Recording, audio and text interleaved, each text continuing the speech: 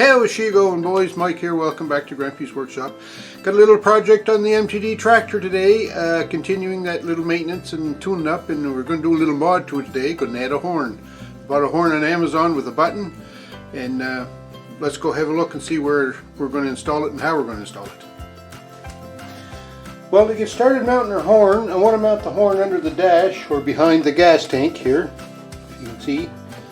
So I want to take the gas tank out so I can get some room in there. So, good job I installed this fuel shut-off valve.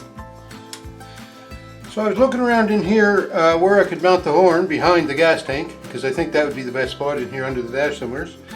And I found here there was an upright with a bracket on it that supports the dash, and there was a bolt there, and I figured if I mounted the horn right there, it would be nice and easy to get at.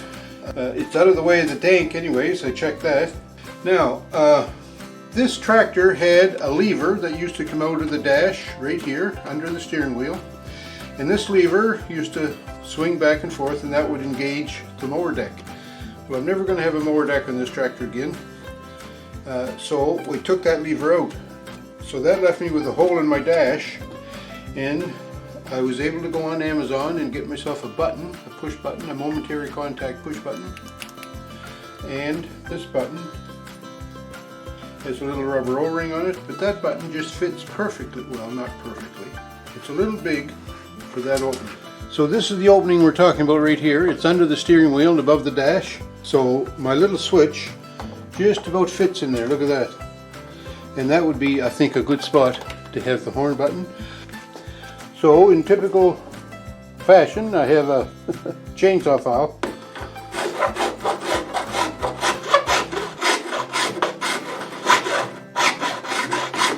I don't want to take too much out of it because I don't want it to be too big.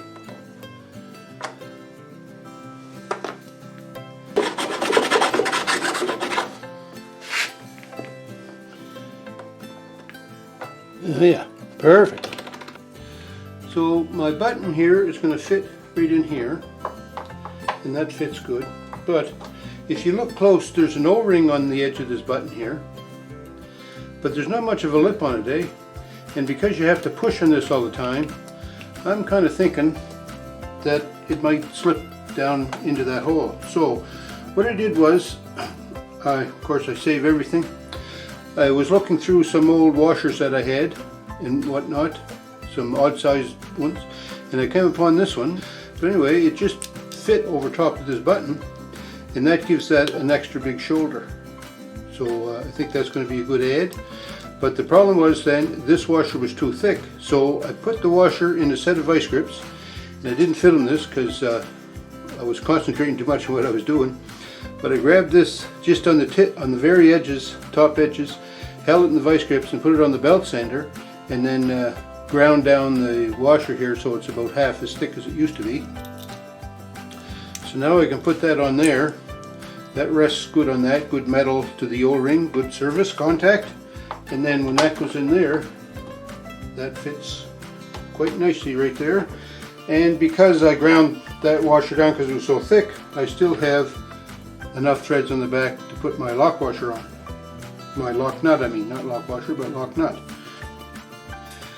So I'm in here looking for a 12-volt supply now for my horn. This is the back side of the IntelliGauge or control center, whatever you want to call it, in the front there. So when I look at the wiring diagram, of course the wiring diagram is not exactly correct. Like most wiring diagrams are a facsimile. But when I look at them, I see that the red wire is normally a 12-volt wire and green is a ground wire. So I want to check this out and see, is this a switch 12 or is it a constant voltage 12? So I've got a couple of little finish nails here. I'm just going to plug that in the back here to make contact with that wire. So I have a contact, I hope now I have contact with the red and the green wire. So I'm going to plug this back in so that nothing changes. There we go. So now, make sure everything still works. Okay, looks like everything still works. The key is turned off right now. So I'm going to check now and see if I have voltage on there that could make my horn beep. So I'm going to take my little jumper cable and hook up to the horn again. Okay, now, and because the horn is not grounded anywhere, so it doesn't matter which one you put where, but I'm going to put the black clip on the green wire for ground. So black to ground. And now I'm just going to touch the red one on the other nail. Nothing. But the key's turned off. So if I turn the key to the first click, and then try it. That works. Second click. That works. So this is a switched 12 volt supply right here. So that should work good for me. I'm going to take the horn out of there just to make it easier to get at it. And then we have our wire harness here unplugged. So I want to cut into the red wire and the green wire. Alright, I'm going to cut the ground wire first. There's lots of different ways to make splices. I'm not saying this is the best way, but this is the way that I like to do it. I'm just going to cut that there. Then I'm going to skin this wire.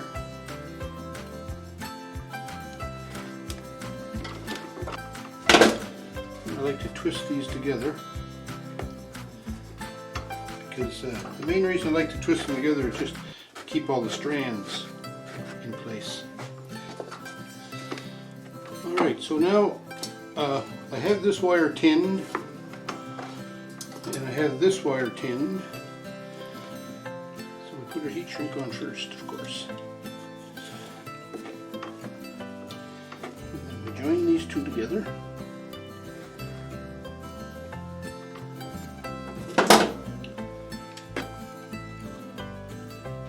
And then we twist on the one we want to splice in.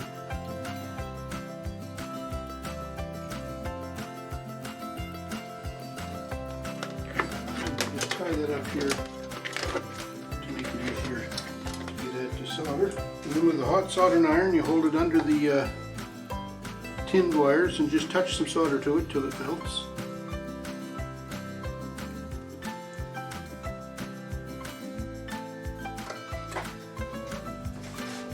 Now while that's cooling, we're going to get our red wire here.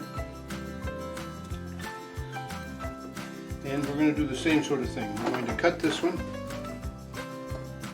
cut this wire, and then we peel this back, twist this one up, and then we can tin those.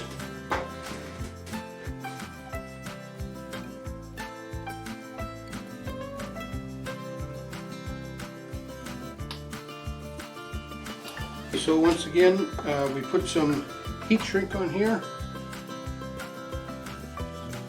and I have some red heat shrink, which is kind of decent.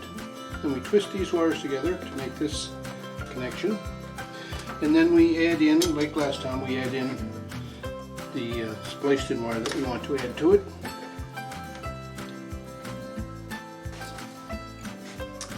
And then hold the soldering iron under the splice, get that solder to melt. And now with those two joints soldered, I'm going to take my heat shrink, this black in this case, and I'm going to slide it over this fitting, this connection. And then once that's cool, we'll slide our heat shrink over that. So then we put our heat shrink over that full joint.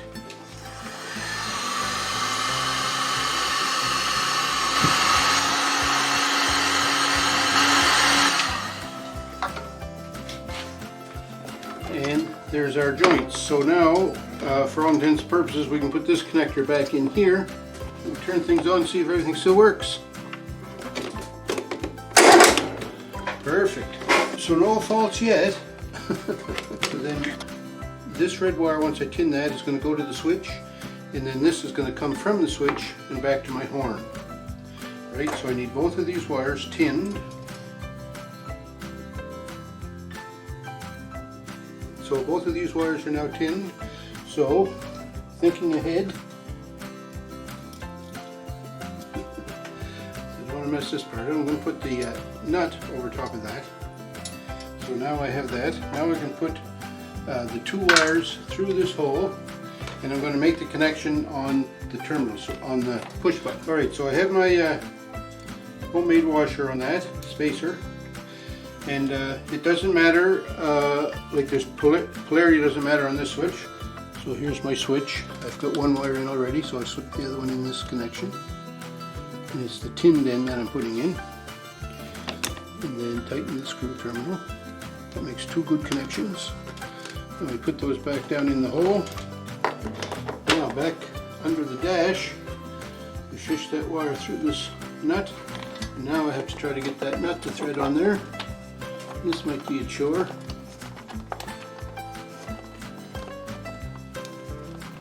No, look at that. Put it on pretty easy.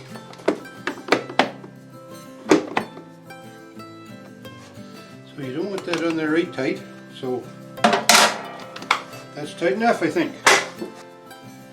So now we're getting somewhere. Okay, now we take this red wire and we put a stake-on it. One of these stake-ons with the spade end on it. And then this one needs to be about this long, I'd say. And put this connector on it, this stake-on it. And then grip this guy. And then we can take this bolt, put it back through the horn.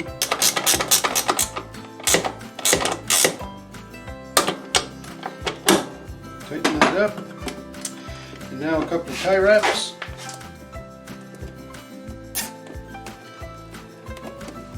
And then what I like to do with tie wraps, this tip Steve Robb taught me. Just put your pliers on there and twist without letting go.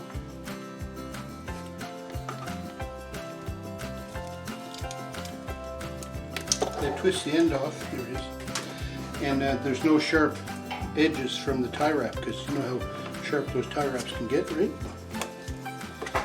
So that just twists it right off, makes a nice connection, and no risk of scratching you when you're working around it.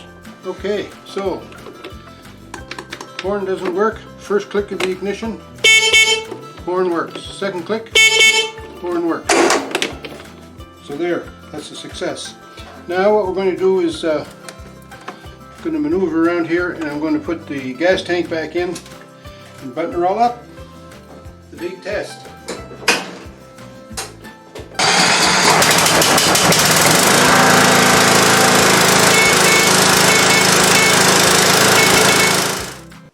Meep meep. Sounds like that Little Nash Rambler, doesn't it? That Little Nash Rambler. Remember that song? Anyway, I'm dating myself. Anyway, I got a horn put on the tractor, the little MTD Gold. I think that's nice. I don't know whether you'll be able to hear the horn much over the sound of the engine, but nevertheless it's still there. So, you know, I think that's nice. I like making little mods to the tractor to make it mine, make it the way I like it. So thanks for tuning in. I hope you enjoyed the video. I hope you're having a great week. And oh, hey, if you're new to the channel, welcome. I'm so glad you dropped by. Please don't forget, thumbs up me and leave me a comment. Let me know what you think of my channel and this video. I hope everybody's going to have a great week, and I hope you're looking forward to what's coming down the road next week for you all. Take care, everyone.